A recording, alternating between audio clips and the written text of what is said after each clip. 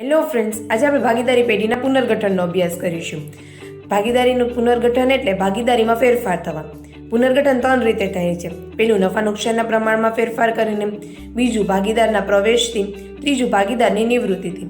તેમાં પહેલું નફા નુકસાનના પ્રમાણમાં ફેરફાર કરીને. દાખલા તરીકે અહીં ઈવા અને ઇથાનનું જૂનું પ્રમાણ છે 1:2 અને નવું પ્રમાણ છે 1:1. દાખલા તરીકે અહીં પેઢીનો નફો 1,20,000 હોય તો જૂના પ્રમાણ મુજબ 1,20,000ના 3 ભાગ પડે છે, દરેક ભાગ 40,000નો. માટે ઈવાને 1 ભાગ એટલે કે 40,000 મળે છે અને ઇથાનને 2 ભાગ એટલે કે 80,000 મળે છે. નવા પ્રમાણ મુજબ 1,20,000ના 2 ભાગ પડે છે 60,000નો. તો માટે ઈવા અને ઇથાન બંનેને 60,000 મળે છે. આમ જૂનું પ્રમાણ મુજબ ઈવાને મળશે 40,000 અને ઇથાનને મળશે 80,000 અને નવા પ્રમાણ મુજબ ઈવા અને ઇથાન બંનેને મળશે 60,000. આમ ઈવા જૂના પ્રમાણ મુજબ 40,000 મેળવે છે અને નવા પ્રમાણ મુજબ 60,000 મળે છે, માટે તે લાભ કરે છે. અને ઇથાનને જૂના પ્રમાણ મુજબ 80,000 મળે છે અને નવા પ્રમાણ મુજબ 60,000 મળે છે, માટે તે ત્યાગ કરે છે. Thank you.